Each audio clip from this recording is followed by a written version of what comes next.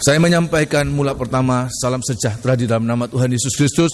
Buat semua kita yang hadir pada malam hari ini, salam sejahtera dalam nama Tuhan Yesus Kristus ya.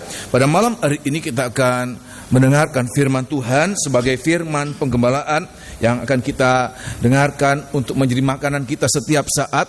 Itulah di dalam kitab Wahyu pasal yang ketiga.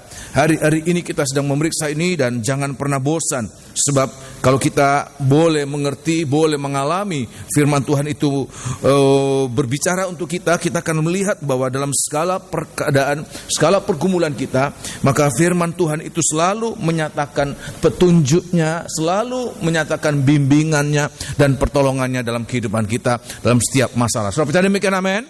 Haleluya. Pada siang hari ini, malam hari ini kita akan baca di dalam kitab Wahyu pasal yang ketiga. Wahyu pasal yang ketiga, kita akan baca ayat yang ke-7 dan ayat yang ke-8. Kita sudah sekian kali membaca ayat ini, tetapi saya berdoa setiap kali ayat-ayat ini dibacakan, ada hal-hal yang baru, ada hal-hal yang sesuai dengan pergumulan dan keadaan kita, sehingga kita dikuatkan dalam saat kita mendengarkan firman Allah ya.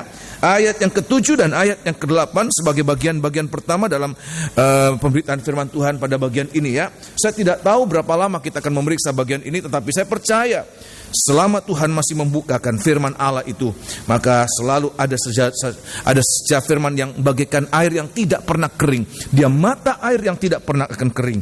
Ayat yang ke-7, dan tuliskanlah kepada malaikat jemaat di Philadelphia, inilah firman dari yang kudus. Inilah firman dari yang kudus, yang benar, dari yang benar, yang memegang kunci dari Daud. yang memegang kunci Daud. Apabila ia membuka, ya, tidak ada yang dapat menutup. Terus, apabila ia menutup, tetapi kalau dia menutup, tidak ada yang dapat membuka. Tidak ada yang dapat membuka. Terus kan? Aku tahu segala pekerjaanmu. Ya. Lihatlah, ya, aku telah membuka pintu bagimu. Aku telah membuka pintu bagimu yang tidak dapat ditutup oleh seorang pun. Ya. Aku tahu bahwa kekuatanmu tidak seberapa, namun engkau menuruti firmanku dan engkau tidak menyangkal namaku. Terima kasih buat jemaat di Philadelphia, jemaat yang kecil, jemaat yang penuh dengan pergumulan dari dalam dari luar, tetapi ayat ini mengatakan Tuhan membela mereka. Tuhan menyatakan, aku yang memegang kunci Daud, yang dapat membuka di mana tidak seorang pun dapat menutup, tetapi juga menutup di mana tidak seorang pun dapat membuka. Dan Tuhan katakan buat jemaat ini, aku telah membuka pintu bagimu. Walaupun kekuatanmu tidak seberapa, kekuatanmu kecil, tetapi aku telah membuka pintu bagimu. Dalam beberapa kebaktian yang lalu saya sampaikan, apa ini pintu yang dibukakan? Pintu yang dibukakan adalah kesempatan-kesempatan yang Tuhan bukakan. Ada kesempatan-kesempatan yang baik untuk sesuatu yang lebih baik Tuhan bukakan. Dan kalau kita boleh melihat itu, sebab Tuhan katakan kepada jemaat di Philadelphia, lihatlah, aku telah membuka pintu. Mungkin hari-hari ini seperti kita mengalami, mata kita selalu memandang semua pintu-pintu itu seperti tertutup buat kita. Tetapi pada malam hari ini Tuhan katakan buat jemaat di Philadelphia, lihatlah. Biar kita membuka mata untuk apa? Menyadari, melihat bagaimana Tuhan membukakan pintu buat kita. Dan saya mengatakan, saudara, kalau Tuhan membukakan pintu buat kita, walaupun pintu yang dibukakan itu mungkin hanya sekecil lubang jarum, tetapi perhatikan, pintu yang dibukakan itu nanti kalau kita masuk di dalamnya, kita akan mengalami apa-apa yang tidak mungkin bagi manusia. Maka Tuhan katakan, bagi Allah tidak ada yang tidak mungkin. Bagi Allah semuanya mungkin. Amin. Kasih. Oleh sebab itu manfaatkan setiap kesempatan yang Tuhan bukakan. Walaupun mungkin itu hanya sekecil lubang jarum. Yang bagi Tuhan bagi orang, mereka mengatakan, bagaimana? Siapa yang bisa selamat? Kalau kerajaan surga itu pintunya hanya sekecil lubang jarum. Tetapi Tuhan katakan, bagi manusia itu tidak mungkin. Tetapi bagi Allah itu semuanya mungkin. Asal kita mau masuk menggunakan kesempatan, maka kita akan mengalami apa-apa yang tidak mungkin. Kita akan mengalami apa-apa yang tidak mungkin menjadi mungkin buat kita ya. Nah, saya akan memperlihatkan, saya akan memperlihatkan bagaimana di dalam hari-hari ini kita harus memanfaatkan kesempatan itu, jangan berlambat-lambatan. Tadi kemis saya sampaikan, kalau pintu itu sudah dibuka, jangan berlambat-lambatan. Sebab ayat ini mengatakan bahwa selain Tuhan itu memegang kunci Daud yang dapat membuka, tetapi juga Tuhan juga kunci Daud itu bisa menutup. Buat siapa? buat orang-orang yang tidak memanfaatkan pintu yang sudah terbuka dan tidak masuk melaluinya, maka satu saat pintu yang terbuka itu akan ditutup oleh Tuhan. Saya berulang kali membawa cerita tentang Bahtera Nuh. Waktu Bahtera Nuh itu dibangun, puluhan tahun dibangun, dan waktu itu pintu itu terbuka buat siapa saja. Saya percaya Bahtera Nuh itu dibangun tidak hanya oleh 8 orang saja, tetapi oleh banyak orang. Tetapi tidak ada satupun orang-orang itu memanfaatkan pintu yang terbuka. Dan ayat mengatakan, waktu Tuhan menutup pintu itu pada lambung Bahtera itu, tidak ada seorang pun dapat membuka. Walaupun mereka mungkin berteriak, walaupun mereka menjerit, walaupun mereka menangis, air mata itu, tangisan, teriakan itu tidak ada artinya. Kenapa? Pintu dibuka dan mereka tidak memanfaatkan. Kitab 1 Petrus pasal yang kedua dikatakan, waktu Bahtera Nuh dibangun, itulah perpanjangan sabar Tuhan. Tuhan menunggu dengan sabar, tetapi tidak ada seorang pun yang memanfaatkan itu. Oleh sebab itu di hari-hari ini, selama pintu masih dibukakan, manfaatkan kesempatan itu. Pintu gereja, dan saya percaya tidak ada gereja-gereja yang ditutup. Semua pintu gereja itu terbuka buat siapa saja. Kalau pintu gereja masih dibukakan, gunakan kesempatan. Sebab satu saat, mungkin, sangat mungkin, pintu-pintu gereja itu ditutup dan tidak bisa digunakan lagi. Selama kita masih bisa menggunakan rumah Tuhan ini saya merasakan seperti berkat jatuh dari langit. Sebab apa? Kalau melihat keadaan kita, melihat kemampuan kita, kita tidak mungkin mendapatkan ini, tetapi seperti Tuhan berikan buat kita. Oleh sebab itu Tuhan memberikan tempat yang baik ini, sangat baik ini. Maka manfaatkan itu. Sebab kita percaya, kita tahu bahwa satu saat pintu yang dibuka, yang tidak dimanfaatkan, yang tidak cepat dimanfaatkan, nanti akan ditutup. Kalau Tuhan sudah menutup, ayat mengatakan tidak ada yang dapat membukanya. Nomor 1, biar kita manfaatkan setiap waktu, manfaatkan setiap kesempatan di dalam hidup kita. Sebab waktu kalau berlalu tidak kembali lagi. Orang kalau sudah melewati hari ini tidak akan kembali. Sudah tanggal 29 Juni 2014 tidak akan terjadi untuk yang kedua kalinya. Cuma satu kali kalau kita lewatkan hari Minggu 29 Juni ini, dan dia tidak akan kembali lagi. Oleh sebab itu kesempatan itu hanya satu kali, manfaatkan. Pintu yang terbuka kita manfaatkan dengan cepat. Amin. Yang kedua, kalau kita sudah manfaatkan, kita sudah masuk melalui pintu itu, kebaktian hari Kamis, jangan keluar lagi dari dalamnya. Sebab kalau keluar lagi, itu ayat mengatakan, Ibrani pasal 10, aku tidak berkenan buat orang-orang yang keluar. Oleh sebab itu gunakan kesempatan. Kita mohon Tuhan, biarkan aku, mampukan aku untuk tekun sampai Engkau datang kembali, sampai Tuhan datang kembali. Saya mengatakan ini bukan berarti keluar dari gereja ini, tetapi keluar dari Tuhan, keluar dari kemurahan Tuhan. Dimanapun kita berada, asal kita boleh melayani, asal boleh menikmati hadirat Tuhan, kita tidak keluar dari kemurahan Tuhan. Yang ketiga, kalau kemudian pintu dibukakan, Tuhan katakan bahwa kita jangan kemudian menjadi penghalang. Tuhan katakan dalam kitab Injil Matius tentang orang-orang Farisi dan ahli-ahli Taurat. Tuhan katakan mereka menghalangi, berada di muka pintu, mereka sendiri tidak masuk, tetapi mereka menghalangi orang-orang yang ingin masuk. Sebab pintu itu begitu kecil, pintu surga itu tidak pintu yang lebar. Pintu yang lebar untuk mana, saudara? Tuhan katakan apa? Untuk apa? Neraka. Tapi pintu surga itu sempit dan jalannya sempit. Dan seperti mungkin hanya pas untuk satu orang. Sehingga kalau pintu itu hanya mungkin satu orang, bisa bayangkan saudara, hanya sebegini besarnya, dan ada orang yang kemudian berdiri di muka pintu situ, tidak mau masuk, ya, tetapi menghalangi orang luar. Kalau dia tidak mau masuk, dia kemudian menghalangi orang datang untuk masuk lewat pintu itu, menjadi sandungan. Tapi biar kita, dalam kitab Wahyu pasal yang ke-22 Tuhan katakan, roh dan mempelai perempuan itu mengatakan, marilah, biar semua yang haus berkata bisa datang untuk minum dengan puas air hidup itu, sungai air kehidupan, dan kita boleh mengalami kebaikan Tuhan, ke anugerah Tuhan, kemurahan Tuhan itu. Makin kita menikmati air kehidupan, makin kita melimpah, makin kita tidak akan keluar dari dalamnya. Jemaat di Philadelphia, Tuhan katakan mereka akan disokok guru, pilar dalam bait Allah, dan mereka tidak akan keluar dari dalamnya. Oleh sebab itu biar kita manfaatkan ini. Nah, malam hari ini saya akan menyampaikan tentang, masih berbicara tentang pintu yang terbuka. Saya akan berbicara tentang bagaimana keadaan orang Israel pada saat mereka keluar dari tanah Mesir untuk masuk di tanah Kanaan. Itu gambaran tentang kita, anak-anak Tuhan. Kita sedang berada dalam perjalanan untuk masuk tanah Kanaan. Kita perjalanan untuk masuk kerajaan surga. Dan kita lihat ini ada paling tidak 2 kali Tuhan membukakan pintu buat mereka. Dan mereka gunakan, mereka manfaatkan. Pintu yang tertutup seolah-olah ada kemustahilan. Tetapi bagi Tuhan semudah membuka pintu, membalikkan keadaan dari mustahil menjadi tidak mustahil. Semudah seperti orang punya kunci, membuka pintu dan membuka pintu itu membuat orang bisa masuk. Semudah itu. Yaitu pada saat mereka mengalami, saat mereka keluar dan saat mereka akan masuk tanah Kanaan. Saya akan perlihatkan 2 pintu yang Tuhan bukakan buat mereka dan mereka gunakan. Pintu yang pertama yaitu pada saat mereka keluar dari tanah Mesir. Sudah tahu ceritanya, anak-anak sekolah minggu juga tahu. Mereka kemudian keluar dari tanah Mesir. Orang-orang Mesir dan Firaun, maaf kata, seperti digendam. Sudah tahu digendam ya. Mereka minta apa saja yang mereka minta, emas, perak, semua yang berharga. Karena orang Mesir itu mengalami tulah itu dari tulah pertama sampai tulah ke-10 mereka alami begitu menderita. Sehingga mereka merasakan kalau kami menahan mereka lebih lama, nanti kami mati. Sehingga waktu orang Israel mau keluar dan mereka minta, mereka berikan apa saja yang mereka minta, emas, perak. Sehingga waktu orang Israel keluar dari tanah Mesir, orang Israel itu diperkaya oleh Tuhan.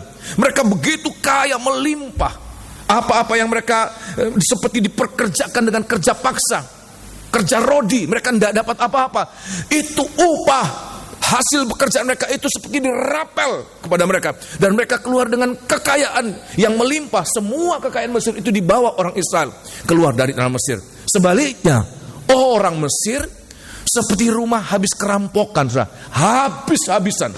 Waktu orang Israel sudah berjalan, kemudian seperti mereka sadar. Pada saat mereka seperti dihipnotis, seperti digendam, mereka sadar, loh, apa yang kami lakukan? Kenapa kami biarkan mereka pergi? Kemudian apa yang terjadi?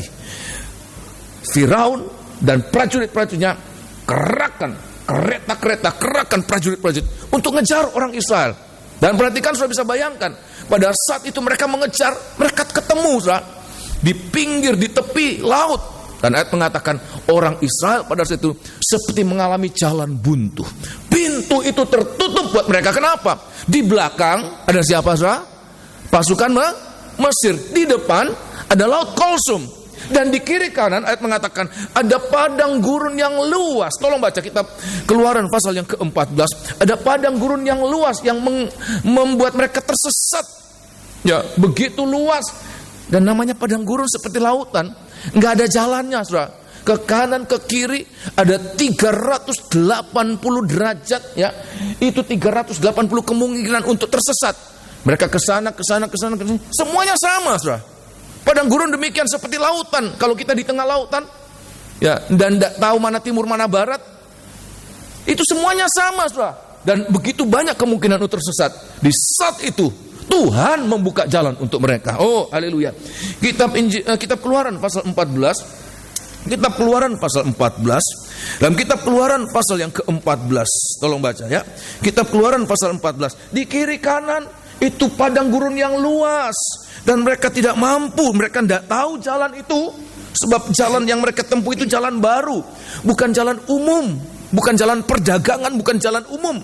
Itu jalan baru. Dan mereka berada di dalam kondisi yang demikian. Ayat yang ketiga, perhatikan.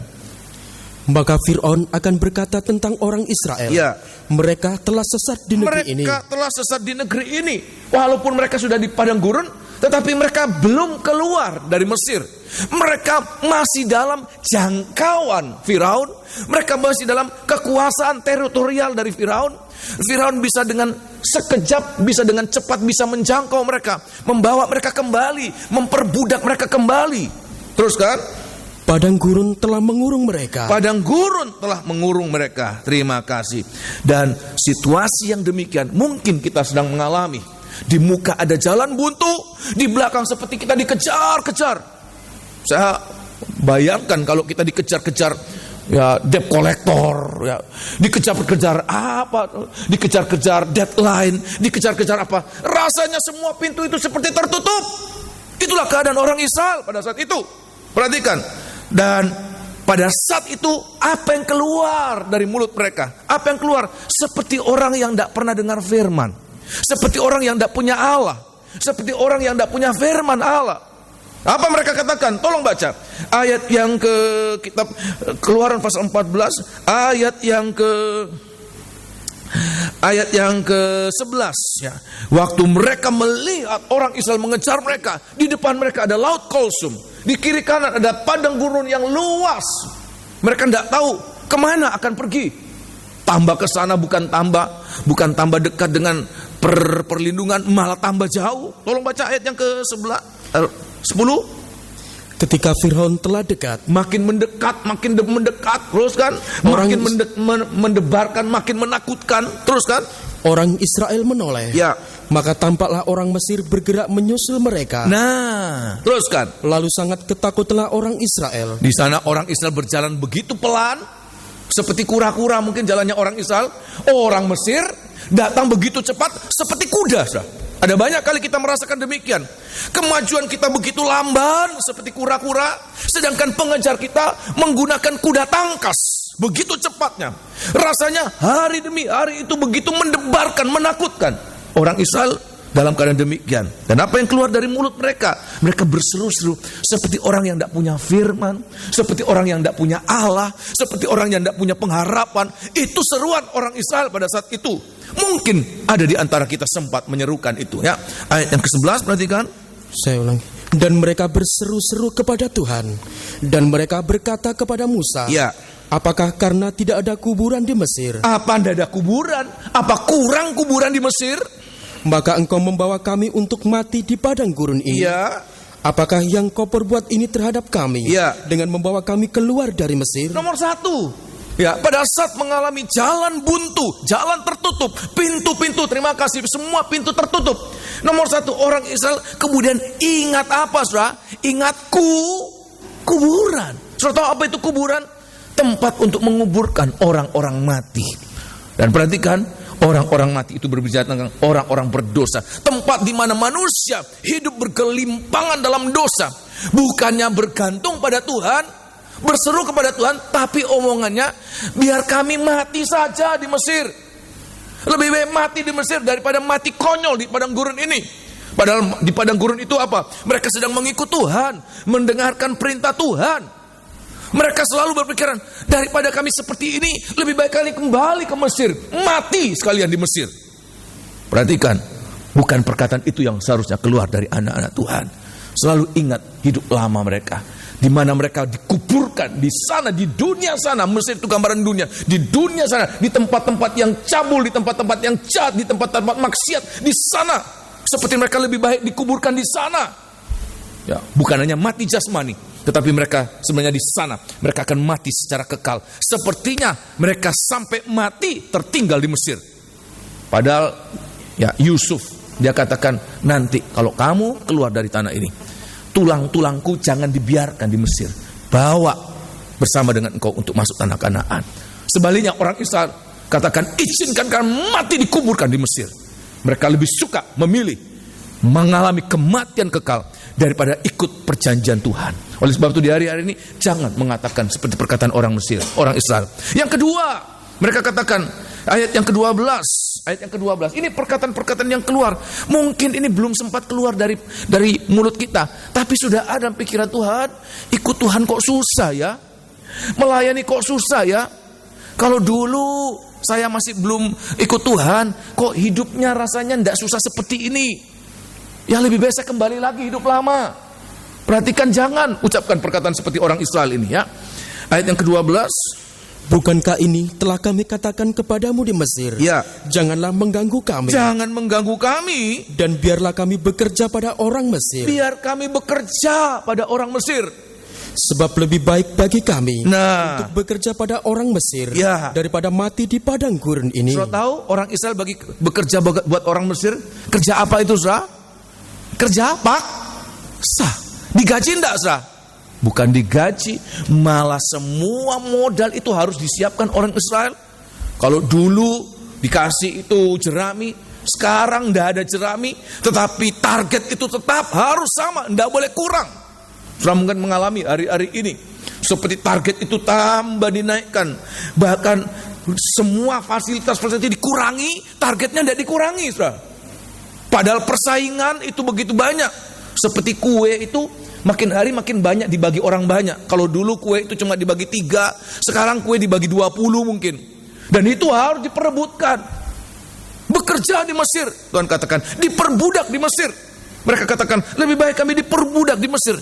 Diperbudak oleh dosa. Padahal ayat mengatakan, kita sudah dilepaskan dari dosa. Dari budak dosa, menjadi budak apa? Menjadi hamba apa? Kebenaran. Senang mana saudara? Enak mana saudara? Tetapi pada saat mengalami jalan buntu, seringkali manusia tidak lagi berpikir logis. Baik itu logis secara manusiawi maupun logis ilahi, logis yang rohani. Tidak lagi bisa berpikiran sehat. Tolong baca dalam kitab Ibrani. Padahal sempat mereka bersaksi. Tolong baca. Taruh Anda di tempat ini. Di dalam kitab Roma pasal yang ke-6. Suratan Roma pasal 6. Tuhan katakan kita dimerdekakan dari dosa. Kita dimerdekakan dari perbudakan dosa, perhambaan dosa. Untuk menjadi hamba kebenaran. Menjadi hamba-hamba Tuhan. Oh, haleluya. Di mana ayat mengatakan setiap orang yang bekerja bagi Tuhan, Tuhan tidak kemudian melalaikan. Tuhan memberikan upah. Bahkan upah yang Tuhan berikan, tidak ada dunia, tidak ada satu perusahaan besar, tidak ada satu perusahaan yang katakan PMA yang hebat di dunia ini, yang mampu menggaji sedemikian. Tuhan katakan kepada Petrus, waktu mereka mengatakan, Tuhan, kami ikut Engkau, kami tinggalkan semuanya. Apa yang dapat kami dapatkan dari Engkau? Tuhan katakan, pada saat menciptakan kembali, aku akan menggantikan. Berapa kali lipat, saudara? 100 kali bukan 100%, 100 kali lipat. Bukan hanya 100 kali lipat. Ditambah dengan apa, saudara? Hidup kekal. Siapa coba perusahaan mana yang dapat mengatakan kamu kerja di sini, nanti kamu pasti masuk surga? Ada enggak, saudara, perusahaan yang demikian? Kamu kerja di sini, ya, nanti pensiun, dapat pensiun, mati, masuk surga. Ada enggak? Enggak ada, saudara. Tuhan katakan yang bekerja untuk Tuhan. Ini melayani Tuhan, menjadi hamba Allah, hamba Tuhan. Dapat itu. Tapi pada saat mengalami kepicikan, mengalami kesulitan, orang Israel tidak bisa berpikiran baik lagi, berpikiran benar. Mereka katakan lebih baik kami diperbudak Mesir, diperbudak dosa. Roma pasal yang ke-6, suratan Roma pasal yang ke-6. Ya, Roma pasal yang ke-6. Tolong baca ya. Ayat yang ke Roma pasal 6 ayat yang ke-17 sampai ayat 19. Perhatikan.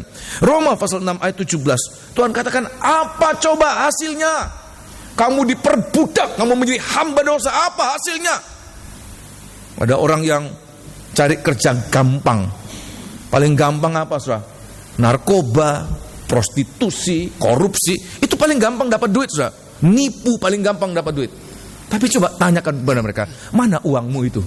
Mana uang panasmu itu? Ada enggak yang masih sisa? Bukannya masih sisa, saudara, menggerogoti banyak di antara mereka. Malah tekor, saudara. Dapat sekian banyak, tapi akhir hidup mereka, ongkos mereka untuk berobat saja nggak cukup. Hasil korupsi, hasil semua itu uang panas itu nggak cukup untuk membiayai mereka. Tekor, saudara. Ini malu. Alkitab mengatakan kalau mau diingat kembali ya, ayat 17 perhatikan.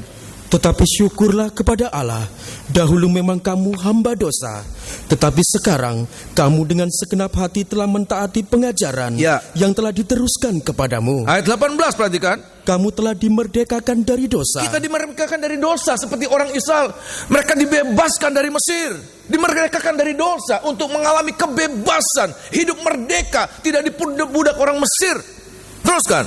Dan menjadi hamba kebenaran. Dan menjadi hamba kebenaran, hamba Allah. Teruskan. Aku mengatakan hal ini secara manusia karena kelemahan kamu. Terus. Sebab sama seperti kamu telah menyerahkan anggota-anggota tubuhmu. Coba kita renungkan, kita pikirkan. Mana bagian tubuh kita yang tidak pernah berbuat dosa? Dari ujung rambut sampai telapak kaki, semua sudah digunakan untuk berbuat dosa. Semua sudah menjadi hamba dosa, budak dosa. Tapi Tuhan katakan, kamu dimerdekakan dari Mesir, dari perbudakan dosa, kamu dimerdekakan. Terus kan? Menjadi hamba kecemaran. Untuk dari hamba kecemaran dan kedurhakaan. Dan hamba kedurhakaan yang membawa kamu kepada kedurhakaan. Demikian hal kamu sekarang harus menyerahkan anggota-anggota tubuhmu menjadi hamba kebenaran. Hamba kebenaran yang membawa kamu kepada pengudusan. Ayat 20 perhatikan. Sebab waktu kamu hamba dosa, kamu bebas dari kebenaran. Sama sekali tidak ada kebenaran di sana. Sama sekali. Tetapi ayat 20, 21. Dan buah apakah yang kamu petik daripadanya? Apa hasilnya? Tuhan katakan, buah apa yang kau dapatkan? Engkau memperbudak diri dalam dosa. Apa yang kamu dapatkan? Semuanya itu menyebabkan kamu merasa malu sekarang. Karena kesudahan semuanya itu ialah kematian. Terima kasih, waktu dipikir-pikir, kita pikir kita gagah berkelahi, kita pikir kita gagah menentang.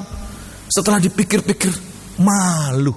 Kita pikir kita gagah, bisa teriak-teriak, bisa menentang, bisa pukul orang, bisa bunuh orang, bisa lakukan apa saja. Waktu dipikir-pikir, memalukan sebenarnya. Tapi kita sudah lakukan itu. Dan ayat mengatakan orang-orang Israel pada saat kemudian mengalami kepicikan, pikiran mereka ingin kembali lagi ke sana. Dan oleh sebab itu malam hari ini jangan kita lakukan itu. Sebab apa? Kalau kembali lagi ke Mesir, untuk dikuburkan di Mesir, untuk bekerja untuk orang Mesir, maka hidup itu tidak akan lebih baik. Mereka sudah teriak-teriak karena menderita. Mereka berteriak kepada Tuhan, dan Tuhan dengarkan teriakan mereka. Tapi waktu mengalami kepicikan, waktu mengalami kesulitan dalam mengikut Tuhan, mereka kembali lagi ke sana. Hidup itu bukan lebih baik, tapi lebih buruk lagi, lebih buruk lagi, lebih buruk lagi, untuk mengalami kebinasan kekal. Tapi bagi kita dengarkan apa kata Tuhan. Perhatikan apa perkataan Tuhan untuk orang Israel yang pada saat itu berteriak-teriak dengan emosional, dengan tidak lagi berpikiran sehat. Dan Tuhan mengatakan sesuatu untuk mereka lewat Nabi Musa. Kita baca dalam kitab Keluaran pasal 14 tadi, ayat yang ke-13. Kita dengarkan, ini perintah Tuhan bagi orang Israel. Ini juga perintah Tuhan buat kita. Tenangkan diri dan dengarkan firman Tuhan. Malam hari ini saya yang akan berbicara tentang firman Allah ini. Semoga saudara tidak melihat diri saya secara pribadi sebagai manusia, tapi saudara dengarkan apa isi kata-kata yang saya sampaikan. Seperti orang-orang di Tesalonika, waktu Rasul Paulus menyampaikan firman Allah, mereka tidak mendengarkan sebagai perkataan Paulus, tapi mereka mendengarkan sebagai perkataan siapa, saudara? Perkataan Allah, sehingga firman Allah itu bekerja dalam kehidupan mereka. Kita Keluaran pasal 14 ayat yang ke-13. Waktu mereka teriak-teriak, daripada kami mati konyol di padang gurun, lebih baik kami mati di padang gurun, di tanah Mesir sana. Kami diperbudak orang-orang Mesir sana. Tapi kita dengarkan apa firman Tuhan buat mereka. Ayat yang ke-13, Musa mengatakan firman Tuhan untuk mereka. Perhatikan. Tetapi berkatalah Musa kepada bangsa itu, janganlah takut. Jangan takut. Berdirilah tetap.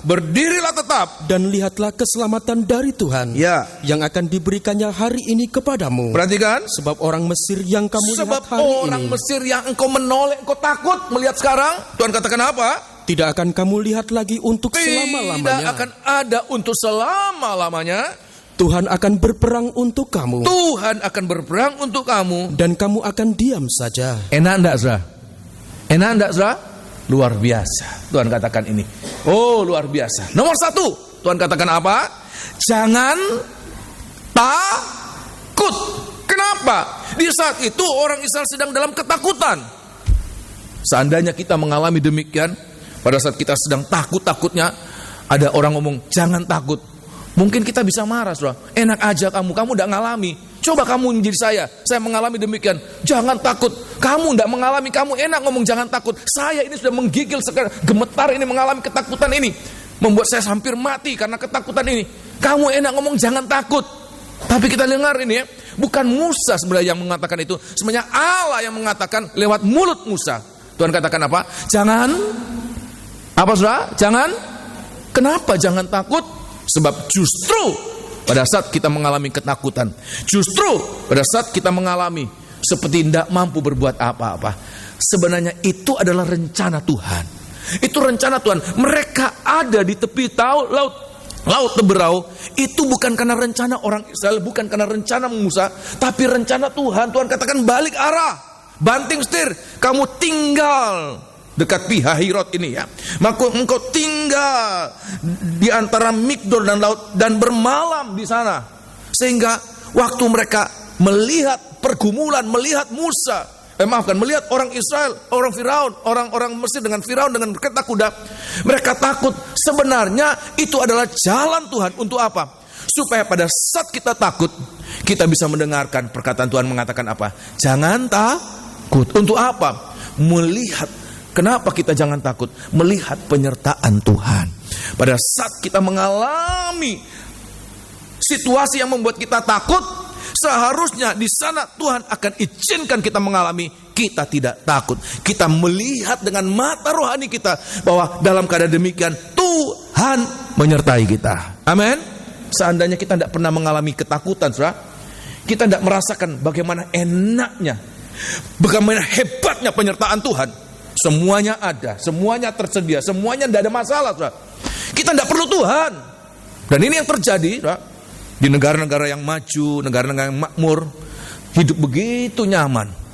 Orang tidak perlu Tuhan lagi rasanya ya. Ke gereja itu ya rasanya, ngapain ke gereja, buang-buang waktu, buang-buang uang. Ngapain ke gereja? So kita tidak butuh apa-apa, tidak butuh Tuhan, kira-kira demikian. Tapi kalau kita mengalami seperti dikejar oleh rasa ketakutan, sebenarnya itu cara Tuhan untuk apa? Membuat kita melihat bahwa dalam keadaan apapun Tuhan tidak pernah meninggalkan kita. Tuhan menyertai kita. Amin. Raja Daud mengatakan itu, tolong baca dalam kitab Mazmur pasal 23. Mazmur 23. Oh, jangan takut. Mungkin kita sempat marah, gembala enak aja ngomong dari mimbar ya. Jangan takut ya. Nggak ngalami apa yang saya alami. Coba dia ngalami. Apa enggak dia nomor satu yang paling teriak-teriak ketakutan? Ya memang ya bisa kita mengatakan demikian. Tetapi perhatikan, firman Allah tidak bisa dibantah. Ada sesuatu yang baik. Pintu sedang Tuhan bukakan. Untuk apa? Mengalami hidup yang lebih baik. Lebih baik dari hidup dari Mesir. Kita mengalami apa? Di padang gurun 40 tahun orang Israel di padang gurun mengalami apa? Sesuatu yang lebih baik. Mereka dipelihara oleh Tuhan, mereka dibimbing oleh Tuhan, mereka dilindungi oleh Tuhan. Amin. Sebab ada ayat mengatakan di padang gurun itu, padang gurun ular-ularnya itu begitu berbahaya, dan ular-ular berbahaya seringkali menyamar seperti warna pasir.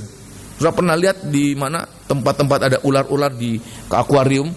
Setiap ular-ular berbisa itu mirip warnanya dengan padang pasir. Sehingga sebenarnya kalau tanpa perlindungan Tuhan, setiap langkah bagi orang Israel yang berjalan di padang gurun itu bisa menjadi langkah terakhir buat mereka.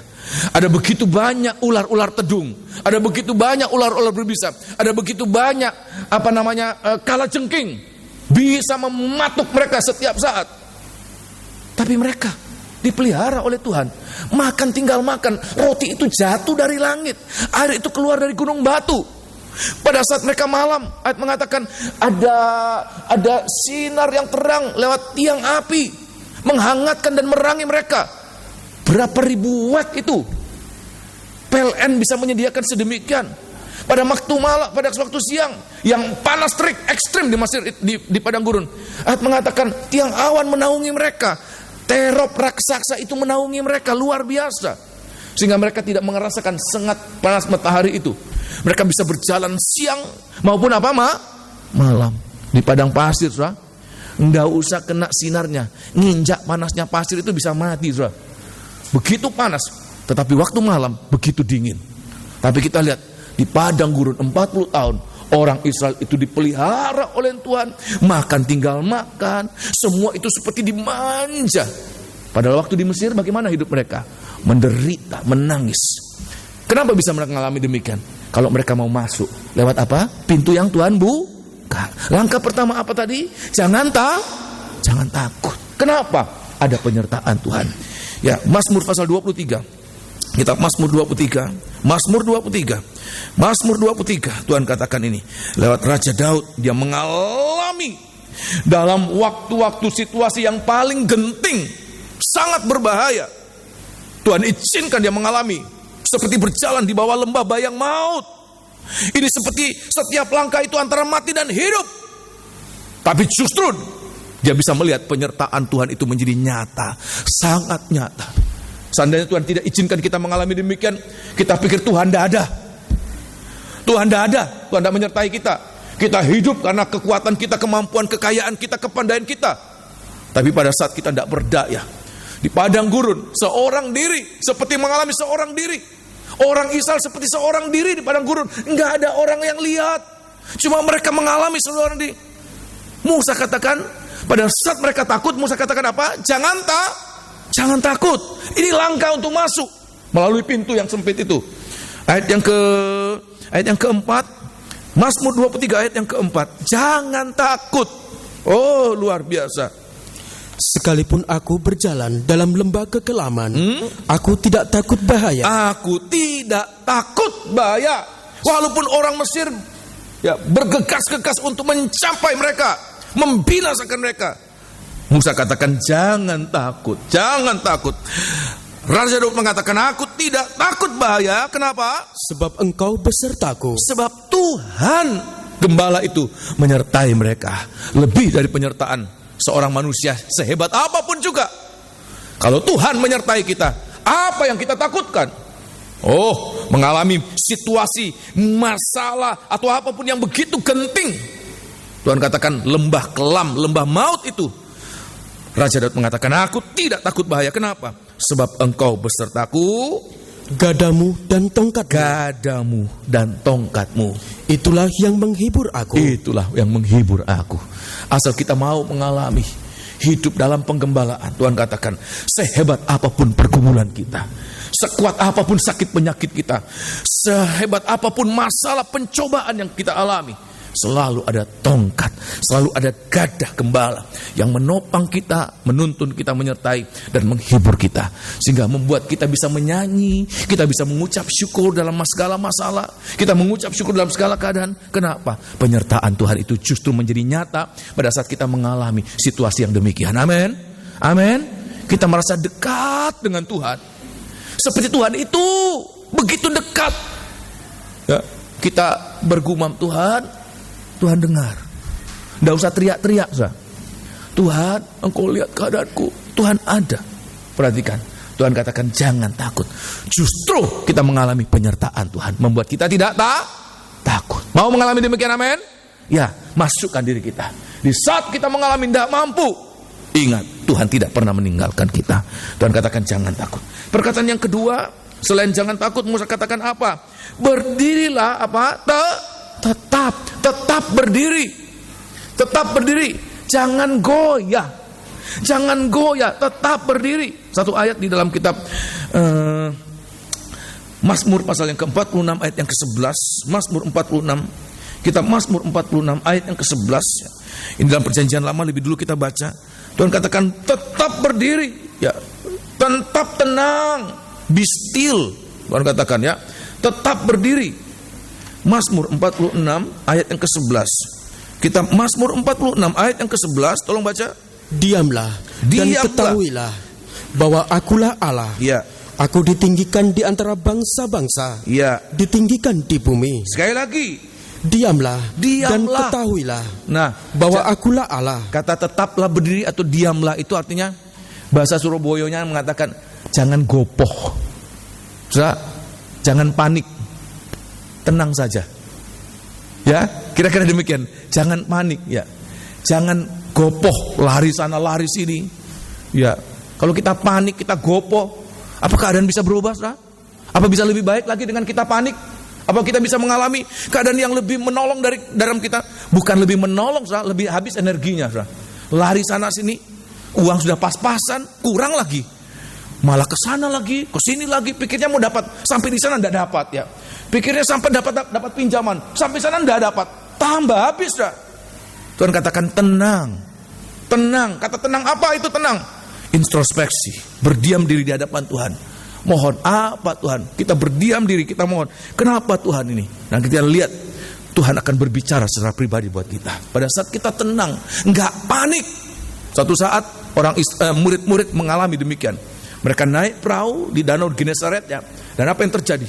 Tiba-tiba mereka dihantam dengan gelombang, hantam dengan angin, ya.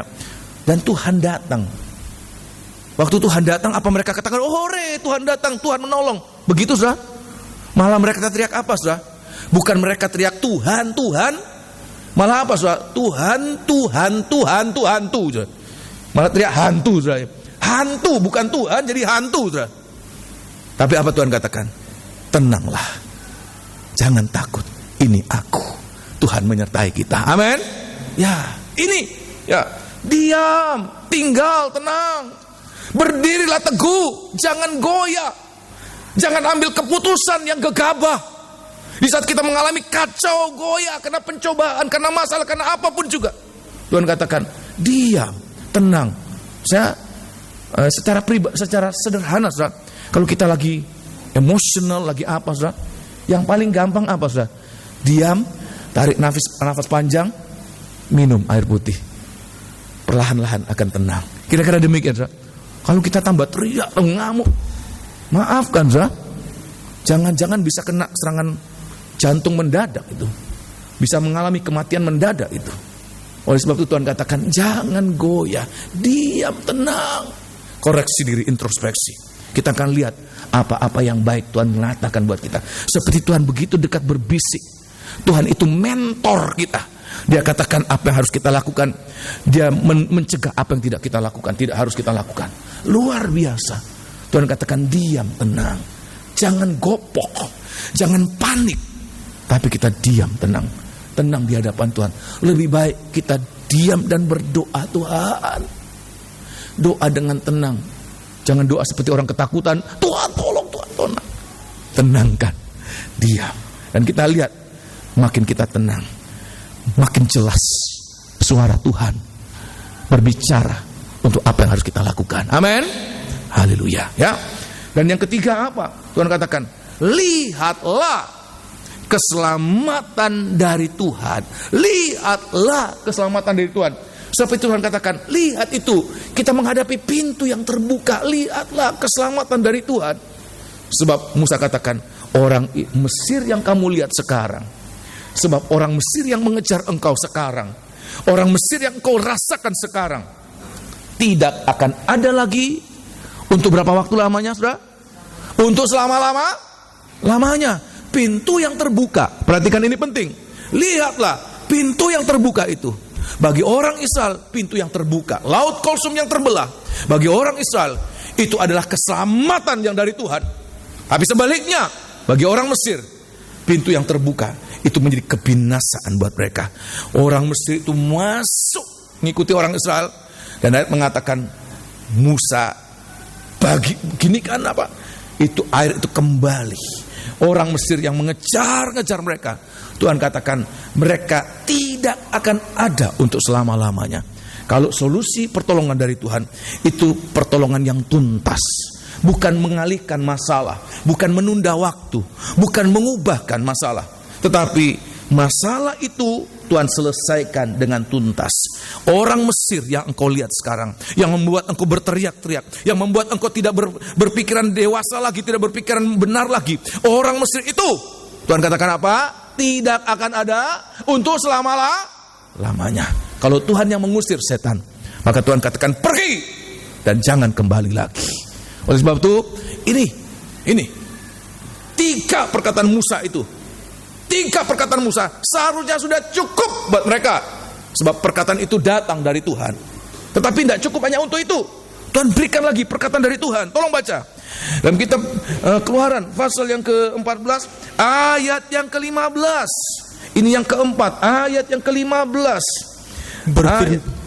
Berfirmanlah Tuhan kepada Musa, ya, mengapakah engkau berseru-seru demikian kepadaku? Kenapa engkau berteriak-teriak? Biasa ya, kalau kita mengalami sesuatu, sukanya teriak-teriak. Apalagi zaman sekarang, saudara. Ngalami apa saja, update status. Ngalami apa saja, teriak-teriak. Satu dunia kenal, satu dunia tahu semua. Ya, aku lapar. Sampai orang di pucuk, ya, Irian, kamu lapar tak? Ini tak bawakan makanan. Bagaimana cara ngirimnya? Aku susah. Bahkan ada anak-anak Tuhan, hamba-hamba Tuhan, mengalami seperti berjalan dalam lembah kekelaman. Tulis lagi, sedang dalam jalan Via Dolorosa, ya. Jalan kematian. Bagaimana mengalami pertolongan Tuhan? Nah ini, ya, Tuhan katakan apa? Perhatikan ayat yang ke-15. Berfirmanlah Tuhan kepada Musa, mengapakah engkau berseru-seru demikian kepadaku? Kenapa engkau teriak-teriak? Kenapa? Tuhan katakan, diam saja, tenang. Diam, tenang. Kenapa kamu teriak-teriak demikian kepadaku? Katakanlah kepada orang Israel. Katakan kepada orang Israel. Supaya mereka berangkat. Supaya mereka apa? Berangkat. Terima kasih. Apa itu berangkat, Saudara? Kata berangkat. Saya rasa semua orang tahu berangkat ya. Berangkat itu artinya, saya terjemahkan. Ya, saya tidak lihat kamus bahasa Indonesia, tapi saya terjemahkan sendiri ya. Berangkat itu artinya melangkah maju. Kira-kira demikian. Melangkah maju. Sesuai dengan apa? Firman Tuhan. Sebab yang suruh berangkat siapa, Saudara? Siapa, Saudara? Tuhan. Kalau Tuhan katakan melangkah maju, jangan malah mundur. Biasa begitu, Saudara, kita dalam ketakutan tambah mundur, Saudara. Ciut, Saudara, tambah mundur. Ya. Ya, maafkan, Saudara. Kalau saya lihat anjing kepepet, Saudara, ekornya sudah masuk ke dalam, jalannya apa, Saudara? Maju atau mundur, Saudara? Mundur, cari pojok, Saudara, kepepet. Ya, sampai kepepet. Seringkali kita malah mundur. Jangan. Pada saat kita mengalami demikian, justru dengar firman Tuhan. Apa firman Tuhan? Kita harus lebih maju. Kita harus berangkat, melangkah. Kadang-kadang melangkah, Tuhan, bagaimana saya mau melangkah ini? Ya, takut. Satu langkah rasanya berat. Padahal Tuhan yang mengatakan itu. Tolong baca sekali lagi ayat 15. Berfirmanlah Tuhan kepada Musa. Berfirman Tuhan kepada Musa, katakan kepada orang Israel. Malam hari ini saya mengatakan, katakan kepada jemaat. Tuhan katakan demikian. Apa mengapakah itu? Engkau berseru-seru demikian kepadaku? Katakanlah kepada orang Israel. Katakan kepada orang Israel. Supaya mereka berangkat. Supaya mereka berangkat. Melangkah maju. Praktekkan firman Allah. Taati. Kalau Tuhan katakan maju, maju. Walaupun waktu kita maju, sudah bisa baca dalam kitab Mazmur, waktu kita maju air mata, ratap tangis, kita mengalami, Tuhan, kok tidak enak, tidak seperti apa bayangan. Kita pikir waktu kita maju, langsung pertolongan mendadak, langsung keadaan berubah. Tapi kok lama, maju, air mata tambah banyak. Tapi Tuhan katakan, pada saat kita maju, tolong ya, Mazmur pasal yang ke-126, akhirnya kita akan mengalami. Dalam setiap kita melangkah maju, setiap kali kita melangkah sesuai dengan firman Tuhan, seperti Abraham melangkah. Ini langkah iman, Saudara. Tuhan tidak mengatakan, Abraham, nanti kamu ke kota Anu. Tuhan tidak mengatakan itu. Ke tempat yang akan kutuju, ke tempat yang akan kutunjukkan kepadamu. Sehingga setiap kali Abraham melangkah, dia tidak menggunakan pikirannya, pandangannya, tapi dia selalu bertanya, Tuhan, kemana saya harus melangkah? Biar hari-hari ini kalau Tuhan katakan berangkat, lakukan. Tuhan kemana? Sesuai dengan firman Allah. Kepada Yosua Tuhan katakan, jangan menyimpang ke kanan atau ke kiri. Tepat seperti apa kata Tuhan. Ya tidak usah improvisasi, tidak usah modifikasi. Seringkali kita pikir kita lebih pintar dari Tuhan. Tuhan seharusnya begini, Tuhan. Tuhan katakan, siapa kita mau menasihati Tuhan? Tidak baik Tuhan begitu. Seharusnya begini dulu baru begitu. Siapa kita mau menasihati Tuhan? Tuhan katakan, kita melangkah sesuai dengan apa yang Tuhan perintahkan. Jangan menyimpang ke kanan atau ke kiri, tapi terus maju. Walaupun ada air mata. Oh, haleluya. Tolong baca Mazmur 126, kitab Mazmur 126. Mazmur 126 ayat yang ke Mazmur 126 ayat yang ke 1 kita lihat. Kita merasakan Tuhan katakan seperti mimpi. Pertolongan Tuhan itu seperti mimpi. Kita mengalami masalah seperti mimpi buruk. Percobaan seperti mimpi buruk. Tapi pertolongan Tuhan juga, Tuhan katakan rasanya seperti mimpi, tidak masuk akal. Kok ada saja jalan Tuhan? Kok ada saja? Ya, ayat yang pertama tolong baca ya, nyanyian siara. Nyanyian siara. Nah, ketika Tuhan memulihkan keadaan Sion. Saudara percaya keadaan Sion dipulihkan, amin. Saudara percaya kita akan dipulihkan, amin. Saudara percaya nikah kita dipulihkan, amin. Semua kita akan dipulihkan asal kita percaya, kita berangkat. Nah, kalau kita berangkat kemana? Enggak Tuhan. Ini di muka ada apa namanya? Ada air, ada laut, Tuhan. Tidak mungkin kita berangkat. Tuhan katakan berangkat. Ada halangan, Tuhan berangkat, terjang halangan itu. Tuhan sudah menyiapkan. Kita baru melihat satu langkah, Tuhan sudah lihat kita sudah nyampe, sudah. Di mata Tuhan, Tuhan lihat kita sudah nyampe. Kenapa kita takut? Ya, yang pertama, ketika Tuhan memulihkan keadaan Sion, keadaan kita seperti orang-orang yang bermimpi. Seperti mimpi. Teruskan. Pada waktu itu, mulut kita penuh dengan tertawa. Sekarang kita nangis. Tapi nanti Tuhan katakan, kita akan tertawa. Ada sukacita, ada kebahagiaan. Teruskan. Dan lidah kita dengan sorak-sorai. Ya, sekarang kita mungkin sambat, Tuhan, masalah belum selesai, masalah lagi. Tumpang tindih, masalah lagi ada, masalah lagi ada. Kok udah habis-habis Tuhan masalahnya? Kok udah selesai-selesai Tuhan? Ya, teruskan. Pada waktu itu, ya, berkatalah orang di antara bangsa-bangsa, ya, Tuhan telah melakukan perkara besar kepada orang-orang ini. Orang kafir melihat, lu anak Tuhan, lu hamba Tuhan. Tuhan melakukan perkara yang besar pada mereka. Teruskan. Tuhan telah melakukan perkara besar kepada kita. Ya. Maka kita bersukacita. Terus. Pulihkanlah keadaan kami ya Tuhan. Ya. Seperti memulihkan batang air kering di tanah Negev. Tanah Negev ini tanah padang pasir. Ini padang gurun Negev sampai sekarang ini ada. Itu padang gurun pasir, di sana tempat latihan tentara, di sana tempat penggemblengan pasukan apa. Sebab apa? Ekstrim situasi di sana. Tanah Negev itu. Tidak ada pengharapan untuk hidup yang nyaman di sana. Tidak ada harapan. Tuhan katakan, Tuhan belokkan mata air, batang air, memulihkan batang air di tanah Negev. Ya. Orang-orang yang menabur dengan mencucurkan air mata, perhatikan, akan menuai dengan bersorak-sorai. Nah, orang yang berjalan maju dengan menangis, sambil menabur benih. Walaupun sambil nangis, tapi tangan ini tidak pernah berhenti, tetap menabur. Ayat mengatakan apa? Pasti pulang dengan sorak-sorai, ya, sambil membawa berkas-berkasnya. Saya tidak berani menjanjikan sesuatu kalau bukan firman Tuhan. Ya, saya bisa dikepui. Lebih baik apa? Lebih baik, lebih hancur. Ya, tapi kita lihat kalau firman Tuhan mengatakan, nanti kita akan mengalami, kita akan katakan, ya, firman Tuhan tidak pernah salah. Seperti mimpi saja Tuhan katakan. Mulut kita bersorak-sorai.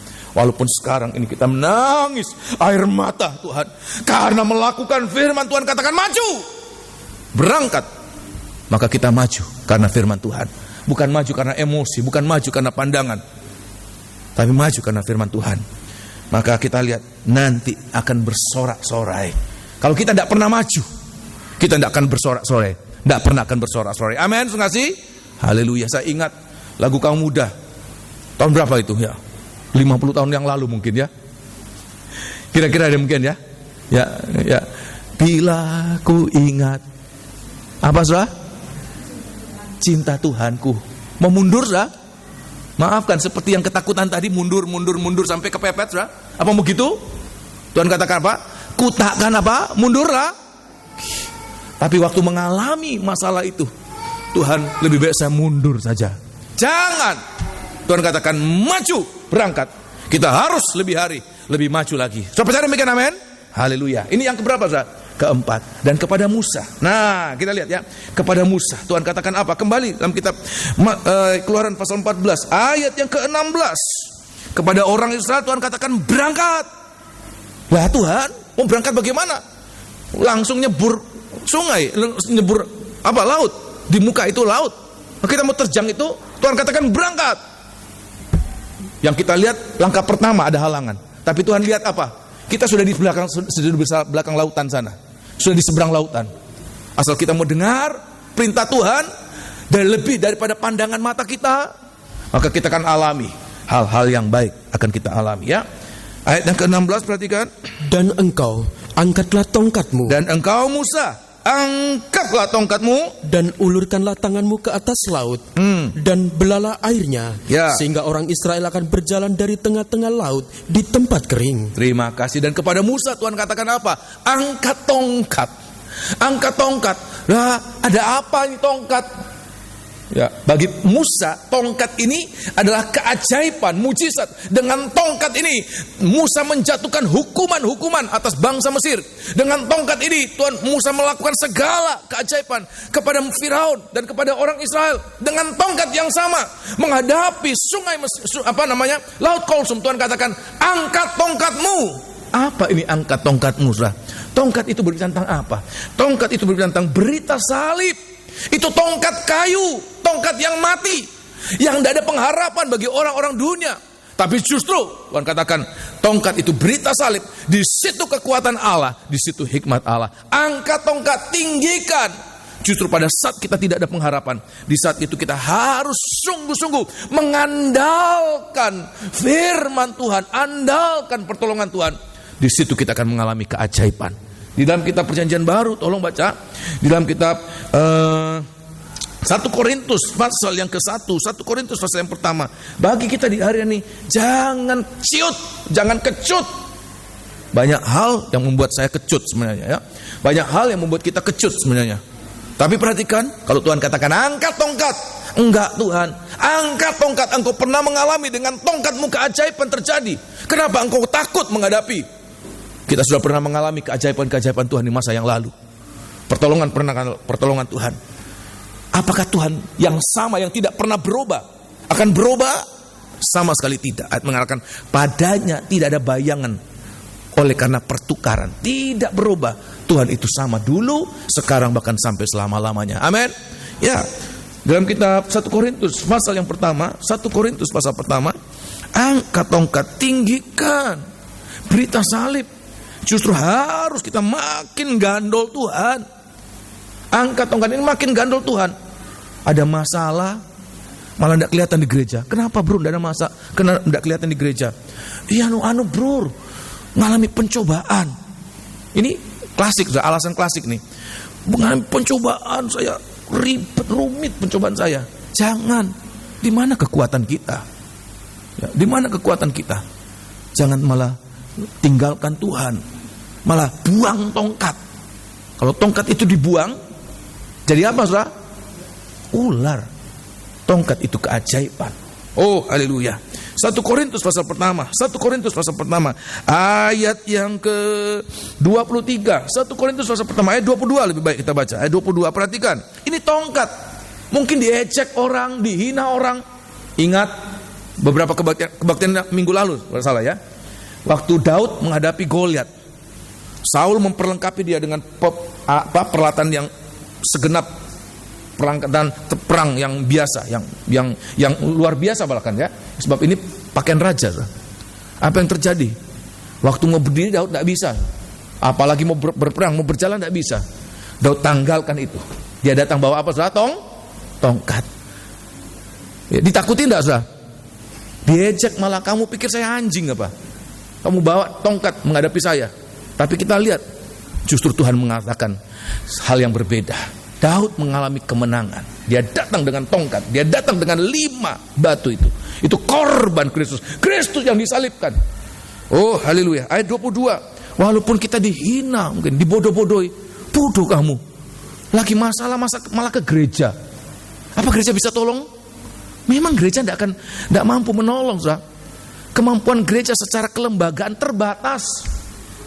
Kalau semua ya datang pasti mendapat pertolongan dari lembaga gereja. Ya semua orang-orang yang ada masalah datang ke gereja untuk cari apa? Pertolongan, karena itu gereja bisa menolong. Secara kelembagaan gereja tidak mampu menolong. Tapi Tuhan, imam besar yang ada dalam gereja, itu yang akan menolong. Amin. Tongkat kayu itu. Ya, tolong baca ayat yang ke-22. Orang-orang Yahudi mendengki tanda dan orang-orang Yunani mencari hikmat. Ya. Tetapi kami memberitakan Kristus yang disalibkan. Kami memberitakan Kristus yang disalibkan. Ini tongkat yang ditinggikan, yang diandalkan. Pertolonganku datang dari tongkat ini. Ya, teruskan. Untuk orang-orang Yahudi, ya, suatu batu sandungan. Terus. Dan untuk orang-orang bukan Yahudi, suatu kebodohan. Tetapi ayat 24, perhatikan. Tetapi untuk mereka yang dipanggil, ya, baik orang Yahudi, perhatikan, maupun orang bukan Yahudi, ya, Kristus adalah kekuatan Allah. Kristus adalah kekuatan Allah dan hikmat Allah. Ayat 25. Sebab yang bodoh dari Allah lebih besar hikmatnya daripada manusia. Dan yang lemah dari Allah lebih kuat daripada manusia. Dari ayat ini saja kita harus mengerti. Kalau kita tinggikan Tuhan, Tuhan katakan kebodohan Allah itu lebih hikmat, lebih berhikmat dari kepandaian manusia. Kalau kita mungkin mengalami hari-hari ini diakal-akali sama manusia, ya, nggak usah Tuhan kasih hikmatnya, kasih kebodohannya buat kita ini. Nggak usah Tuhan berikan hikmat, Tuhan berikan kebodohannya. Mampu nggak kita mengalahkan hikmat dunia? Mampu nggak, saudara? Tuhan katakan kebodohan Allah lebih berhikmat, lebih pintar, lebih pandai dari kepandaian manusia.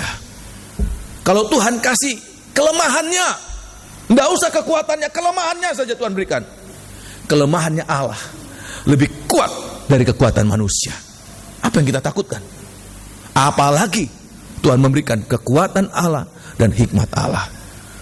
Masih mau takut, sah? Oleh sebab itu hari-hari ini angkat tongkat. Angkat tongkat. Dan betul, waktu Musa angkat tongkat, angkat tangan, dan dia belah air itu. Ayat mengatakan, air itu sebak jadi dua. Air itu sebak jadi dua. Dan orang Israel berjalan dalam jalan yang kering itu, dalam tanah yang kering. Oh, luar biasa. Bagi mereka, jalan yang Tuhan bukakan itu jalan yang merupakan jalan yang ajaib. Mereka boleh berjalan dalam jalan yang Tuhan bukakan buat kita. Oleh sebab itu di hari-hari ini lebih baik dengar firman Tuhan daripada mengikuti pandangan mata yang menakutkan. Orang Israel memandang, mereka takut. Tapi kalau mereka mendengarkan apa kata Tuhan lewat Musa. Nomor 1 apa, saudara? Jangan takut. Nomor 2 apa, saudara? Berdirilah teguh, tetap tenang. Nomor 3 apa? Lihat keselamatan dari Tuhan.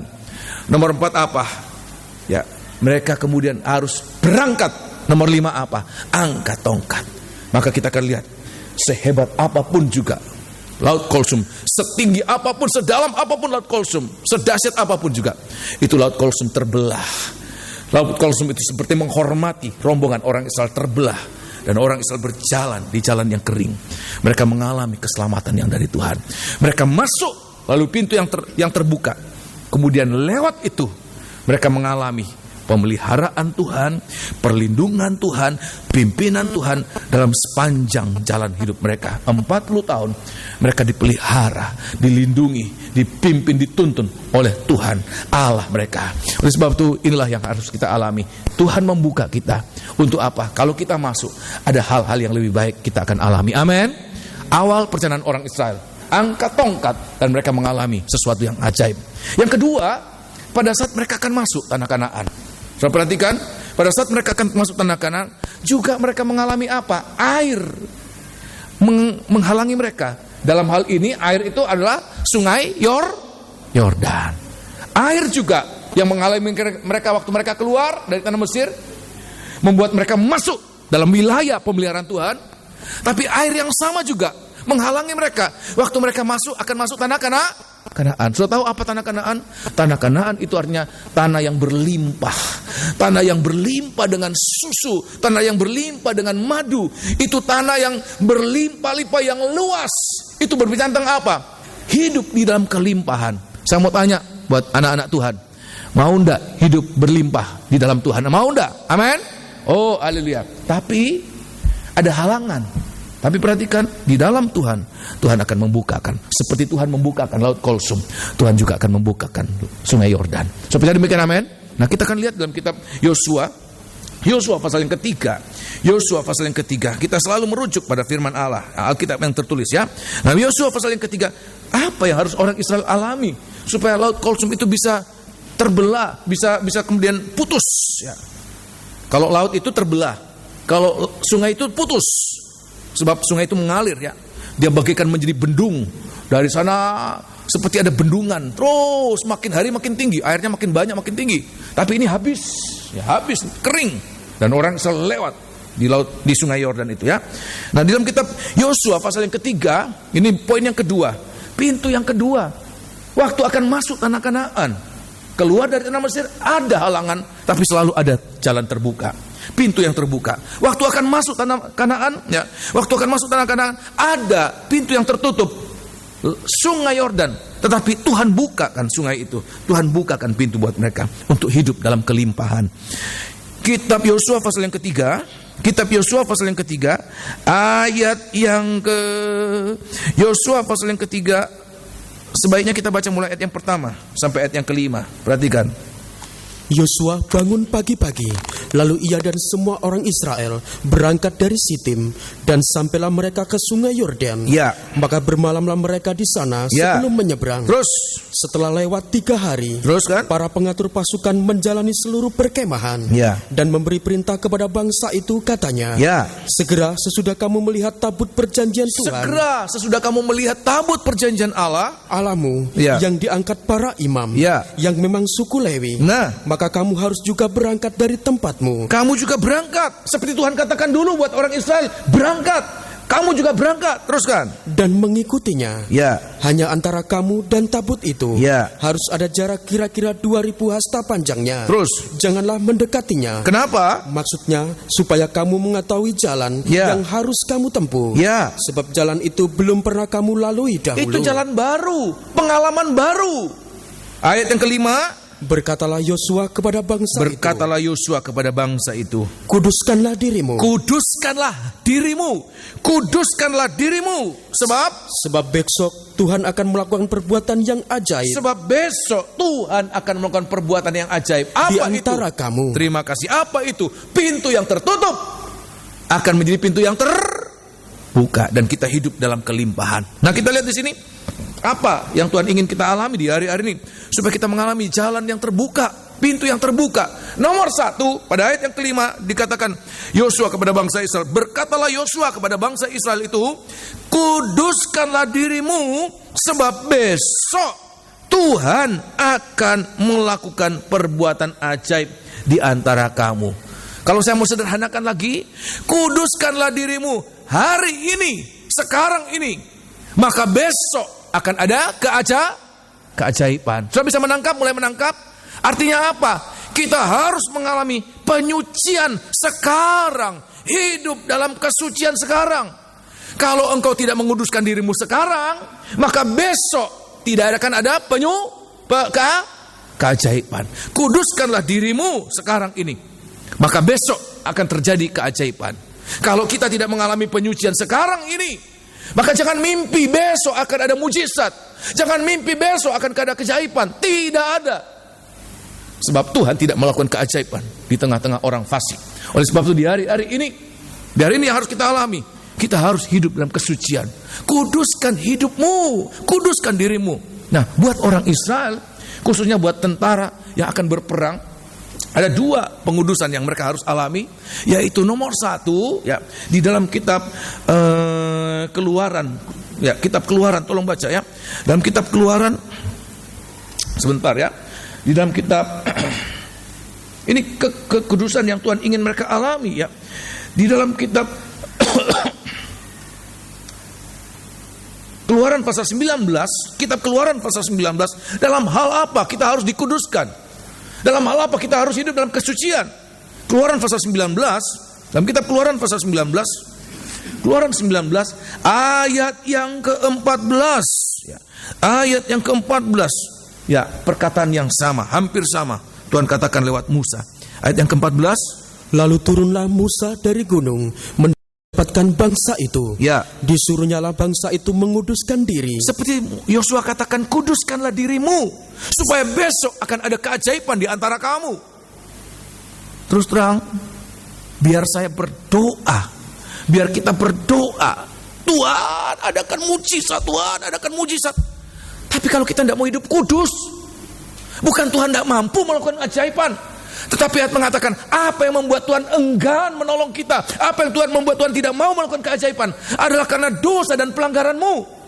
Yesaya pasal yang ke-59. Oleh sebab itu di hari-hari ini Tuhan katakan, hidup dalam kesucian. Musa katakan kepada orang Israel, kuduskanlah dirimu, menguduskan diri. Dan mereka pun mencuci pakaiannya. Dan mereka mencuci pakaiannya.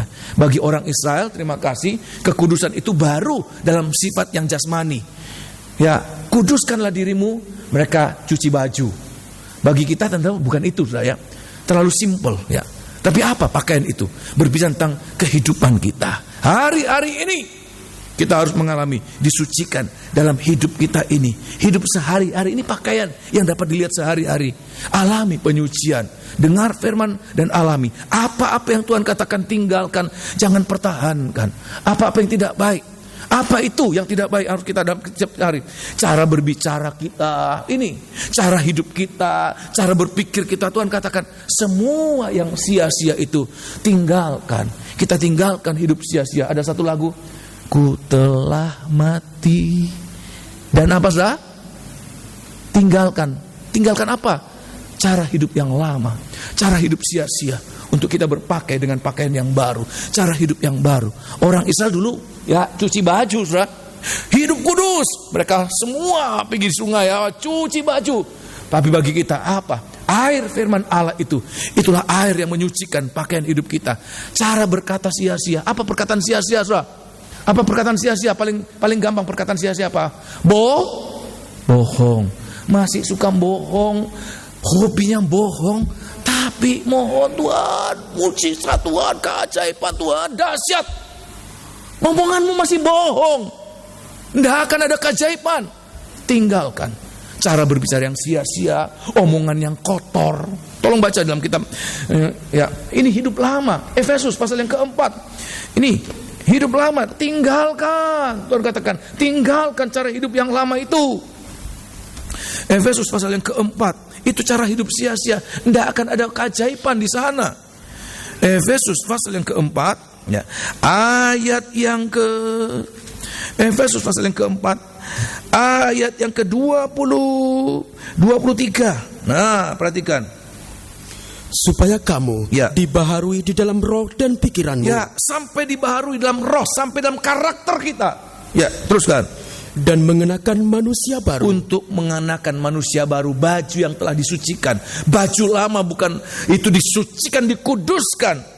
Kadang-kadang menyuci itu ya, bukan hanya dengan air, tapi dalam kitab Wahyu ayat mengatakan bahkan di dalam apa, saudara? Darah anak domba. Lewat kesulitan, lewat masalah, lewat apa, justru itu Tuhan ingin menyucikan. Dulu ngomongnya ya ndak karu-karuan, maafkan, saudara. Karena ngomong sia-sia, maafkan. Kita mengalami seperti dicelup dalam darah. Karena ngomong sia-sia, ditampar orang mulutnya. Nah, itu darah itu, saudara. Seperti kita masuk dalam darah. Ya, karena cara berbuat ndak karu-karuan, dipukul orang, itu darah. Tapi biar kita koreksi, introspeksi, Tuhan, saya salah, Tuhan. Berani mengaku salah dan berani tinggalkan hidup lama. Ya. Terus, dan mengenakan manusia baru. Untuk mengenakan manusia baru yang telah diciptakan menurut kehendak Allah, ya, di dalam kebenaran dan kekudusan yang sesungguhnya. Terima kasih. Ayat yang ke-25 ini. Karena itu buanglah dusta. Ya, buanglah dusta, bohong. Dan berkatalah benar seorang kepada yang lain. Itu cara hidup lama kita. Tuhan katakan Tuhan menebus kita dari cara hidup lama kita. Itu perkataan yang sia-sia. Terus kan? Karena kita adalah sesama anggota. Terus, apabila kamu menjadi marah, ya, janganlah kamu berbuat dosa. Nah, janganlah matahari terbenam, ya, sebelum padam amarahmu. Nah, Tuhan katakan selain kemudian bohong, juga ada cara hidup yang sia-sia apa? Marah tanpa sebab, dengki, iri hati, dendam. Tuhan katakan kalau marah jangan sampai matahari terbenam. Bukan berarti kita boleh marah sampai jam 6 tet. Begitu deg ya. Jangan marah lagi. Bukan, matahari itu gambaran tentang kasih Allah. Jangan sampai kemudian kemarahan kita, sampai kita kemudian katakan aku tidak akan mengampuni dia, aku tidak akan lihat lagi. Kita begitu, kepahitan itu kita simpan dalam hati. Jangan, sebab kepahitan yang disimpan dalam hati itu nanti merusak. Tuhan katakan itu cara hidup sia-sia. Ampuni, lepaskan itu. Oleh sebab itu di hari-hari ini Tuhan katakan basuh pakaianmu. Itu cara hidup kita yang baru. Basuh, kita siap mengalami keajaiban kalau kita membasuh hidup kita. Yang kedua, selain kita membasuh pakaian hidup kita, tolong baca pasal 19 kitab Keluaran tadi, Keluaran 19 ayat yang ke-15. Ya, ayat yang ke-15. Maafkan, saya tidak ingin berbicara kotor dari mimbar ini. Tetapi ini berbicara tentang sesuatu yang kudus. Tuhan katakan buat orang Israel apa? Maka kata Musa kepada bangsa itu, perhatikan, bersiaplah menjelang hari yang ini ketiga. Penyucian. Ya. Dan janganlah kamu bersetubuh dengan perempuan. Jangan hubungan dengan istrimu. Ini berarti apa, saudara? Itu penyucian dalam nikah. Penyucian dalam hidup kita setiap hari. Juga penyucian dalam nikah. Orang Israel kalau mereka berperang, mereka tidak boleh ini. Satu perkara ini. Dan itu yang dipegang oleh Daud. Kemana saja Daud pergi, pasukannya, Daud katakan waktu mereka di Nob ingin makan roti sajian, imam katakan ini roti kudus, hanya boleh dimakan imam-imam. Tapi kalau pasukanmu kudus, tahir, boleh makan. Daud katakan pasukan kami selalu menjaga ketahiran, apalagi dalam suasana perang. Tidak boleh. Nikah mereka harus kudus supaya mereka mengalami apa? Kemenangan. Kalau mereka langgar ini, orang Israel pasti mati di medan perang. Pasti mati. Sebab apa? Mereka tidak hidup kudus. Bagi kita di hari-hari ini apa? Jaga kesucian nikah kita. 1 Tesalonika pasal yang keempat. Hari Sabtu yang lalu saya sampaikan kepada kaum muda.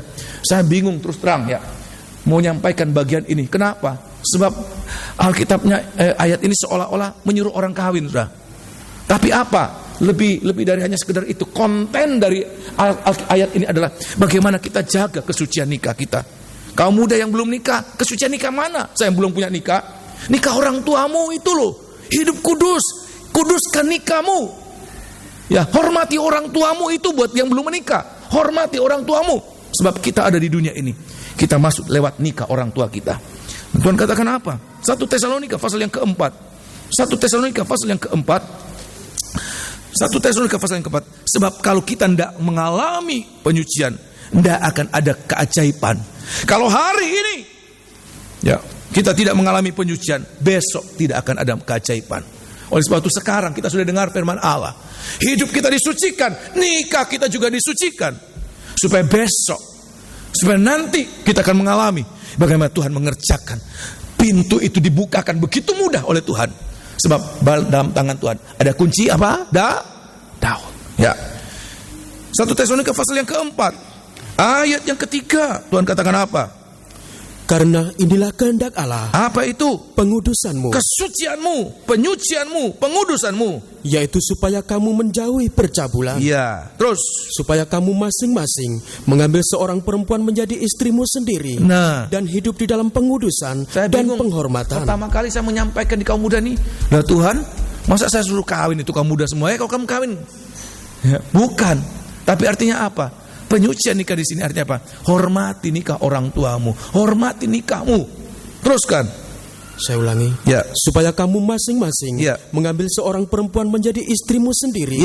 Dan hidup di dalam pengudusan dan penghormatan. Kenapa? Bukan di dalam keinginan hawa nafsu. Nah, seperti yang dibuat oleh orang-orang yang tidak mengenal Allah. Orang-orang di dunia sana, nikah itu tidak ada artinya. Ya, mau nikah sekarang, mau besok, mau begitu. Maafkan, saudara, seperti tidak ada harganya, saudara. Ya. Nikah itu seperti tidak ada harganya. Tuhan katakan anak-anak Tuhan tidak demikian. Nikah itu sesuatu yang terhormat. Nikah itu sesuatu yang kudus, yang harus dihormati, yang harus dikuduskan. Teruskan. Dan supaya dalam hal-hal ini orang jangan memperlakukan saudaranya dengan tidak baik atau memperdayakannya, karena Tuhan adalah pembalas dari semuanya ini. Terima kasih. Seperti yang telah kami katakan dan tegaskan dahulu kepadamu. Ya, hari-hari ini kuduskan. Kalau kita ingin mengalami keajaiban, Tuhan katakan, bagaimana? Apa nikahmu kudus? Seorang istri nikah yang kudus itu apa? Bagaimana dia bisa menghormati suaminya? Seorang suami, bagaimana dia bisa mengasihi dan melindungi istrinya? Seorang anak, bagaimana dia bisa menghormati orang tuanya? Bahkan hukum yang pertama tentang hubungan antara manusia dengan manusia, Tuhan katakan apa? Hormati ibumu dan bapakmu, supaya umur panjang di tempat, di tanah engkau ditentapkan di sana. Oleh sebab itu di hari-hari ini kita boleh mengalami ini. Hidup dalam kesucian. Ya, hidup dalam kesucian. Kalau kita hidup suci, maka keajaiban terjadi. Amin. Dan yang kedua, saya mau cepat saja ya. Kedua, Tuhan katakan pada Yosua pasal yang ketiga. Ini yang terakhir ya. Yosua pasal yang ketiga, ayat yang keempat. Ayat yang keempat, tolong baca. Ayat yang keempat, Tuhan katakan apa kepada orang Israel? Ayat yang keempat. Hanya antara kamu dan tabut itu harus ada jarak kira-kira 2000 hasta panjangnya. Ya. Janganlah mendekatinya. Jangan mendekatinya. Maksudnya supaya kamu mengetahui jalan yang harus kamu tempuh. Sebab jalan itu belum pernah kamu lalui dahulu. Jadi lihat di sini, saudara, orang Israel Tuhan katakan tabut itu berjalan di depan, orang Israel berjalan di belakang. Tabut itu yang memimpin mereka. Sebab apa? Sebab ayat mengatakan waktu orang-orang yang memikul tabut itu menjejakkan kaki di laut, di sungai Yordan, begitu mereka cek, ya, saat itu juga sungai Yordan menjadi apa? Putus. Di laut itu air bertambah-tambah menjadi bendungan yang tinggi, tetapi ini airnya lalu begitu saja. Mereka harus mengikuti tabut ini. Seperti jarak antara tabut dengan orang Israel, Tuhan katakan ada jarak berapa ribu hasta, saudara? 2000 hasta. Bagi kita di hari-hari ini, apa 2000 hasta? Dalam tabernakel ada satu tempat di mana ada 2000 hasta, yaitu ruangan Maha Kudus. 20 hasta panjangnya, 10 hasta lebarnya, 10 hasta tingginya. Kalau dikalikan 2000 hasta pangkat 3 kubik, ada 2000 hasta. Di sana kita menjaga antara kita dengan tabut. Kita menjaga supaya apa? Supaya kita bisa melihat gerakan dari tabut. Bagi kita di hari-hari ini, kita harus tekun dalam ruangan kudus, tekun dalam ibadah. Kalau kita tekun dalam ibadah, kita setia seperti gereja mula-mula. Kisah Rasul pasal yang kedua, sudah bisa baca ayat yang ke-42. Mereka bertekun dalam pengajaran rasul-rasul, mereka bertekun dalam pemecahan roti, mereka bertekun dalam doa, mereka bertekun dalam persekutuan. Dan ayat mengatakan di saat itu terjadi kelimpahan, keajaiban terjadi, mujizat terjadi. Mereka tidak hidup dalam kekurangan, mereka hidup dalam kelimpahan. Ayat mengatakan setiap hari ada orang yang jual tanah, jual rumah, dan hasil penjualan itu dipakai untuk makan bersama. Tetapi ayat mengatakan tidak ada seorang pun dari mereka jatuh miskin karena mereka jual tanah, jatuh miskin karena jual properti mereka. Tidak. Mereka hidup dalam kelimpahan. Bagi kita di hari-hari ini, apa kelimpahan kita? Saya tidak akan menjanjikan kelimpahan secara jasmani. Saya tidak akan menjanjikan demikian, sebab bukan itu tujuan Tuhan. Tapi satu perkara, kalau kita hidup dalam kesucian, kalau kita tekun dalam ibadah, maka apa yang akan kita alami? Kita akan melimpah dengan kekayaan Allah. Kita akan melimpah dengan kekuatan ilahi. Walaupun kita mengalami kekurangan, walaupun kita mengalami pergumulan, walaupun kita mengalami tekanan, ayat mengatakan kekuatan yang melimpah itu datang dari siapa, saudara? Tuhan. Sebagai ayat terakhir dalam kitab 2 Korintus pasal yang keempat. 2 Korintus pasal yang keempat. Oh haleluya. Kitab 2 Korintus pasal yang keempat. Oh haleluya. Semoga kita mengalami inilah kelimpahan. Tanah Kanaan, tanah yang berlimpah dengan susu dan madunya. Hidup dalam kelimpahan. Setelah melewati pintu yang terbuka, sungai Yordan diputuskan, sungai Yordan dibuka, dan kita mengalami, kita menjejakkan kaki. Ayat mengatakan tahun itu juga mereka hidup dalam kelimpahan. Tempat yang luas, tempat yang melimpah, hidup dalam kelimpahan. Ayat yang ke-7, kita lihat. Tetapi harta ini kami punyai dalam bejana tanah liat. Sebelum ayat yang ke-7, ayat yang ketiga kita lihat, inilah tabut yang kita lihat. Tabut ini, kalau tongkat yang diangkat yang membuka laut Kolsum, itu berita tentang salib, Kristus yang disalibkan. Tetapi tabut yang membuka sungai Yordan, apa itu? Injil tentang kemuliaan Tuhan. Ayat yang ketiga, jika Injil yang kami beritakan masih tertutup juga, maka ia tertutup untuk mereka yang akan binasa. Tetapi yaitu orang-orang yang tidak percaya, yang pikirannya telah dibutakan oleh ilah zaman ini, sehingga mereka tidak melihat cahaya Injil tentang kemuliaan Kristus, yang adalah gambaran Allah. Sebab bukan diri kami yang kami beritakan, tidak memberitakan tentang diri kami, teruskan, tetapi Yesus Kristus sebagai Tuhan. Dia adalah Tuhan, Dia adalah Mesias, dan diri kami sebagai hamba-Mu karena kehendak Yesus. Sebab Allah yang telah berfirman, Dari dalam gelap akan terbit terang. Ya. Ia juga yang membuat terangnya bercahaya di dalam hati kita. Nah, supaya kita beroleh terang dari pengetahuan tentang kemuliaan Allah. Ya. Yang nampak pada wajah Kristus. Ayat yang ke-7, kita lihat di sini kelimpahannya. Ayat yang ke-7. Tetapi harta ini Ya. kami punyai dalam bejana tanah liat. Inilah kelimpahan yang Tuhan ingin berikan bagi kita yang masih hidup dalam bencana tanah liat ini, yang rapuh ini. Tuhan katakan apa? Supaya nyata Ya. bahwa kekuatan yang melimpah-limpah itu Ya. berasal dari Allah. Perhatikan. Bukan dari diri kami. Bukan dari diri kami.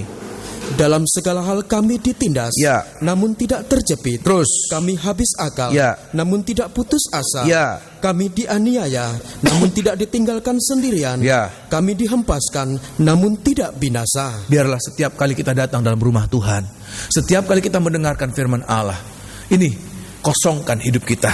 Sebab kita ini hanya bencana tanah liat. Sebab makin kita kosongkan, makin ada ruang yang terbuka, ruang yang luas untuk kita menerima harta yang mulia. Apa itu harta yang mulia? Firman Allah, Roh Kudus dan kasih-Nya akan masuk dalam hidup kita. Dan ayat mengatakan, kalau firman Allah, Roh Kudus dan kasih-Nya melimpah dalam kehidupan kita, walaupun mungkin kita akan mengalami tekanan. Ayat mengatakan, dalam segala hal kami ditindas. Ditindas itu artinya apa? Tekanan dalam segala perkara. Dari muka belakang, dari kiri kanan, dari atas bawah. Ada tekanan. Tapi orang yang memiliki harta yang melimpah itu, ayat mengatakan, kita akan mengalami kekuatan itu, akan memperlihatkan kekuatan Allah yang melimpah. Walaupun mengalami tekanan. Tapi ayat mengatakan, tidak makin hari, makin dekat dengan kedatangan Tuhan, tekanan itu akan makin keras, akan makin berat. Tingkat stres, jangankan nanti, sekarang.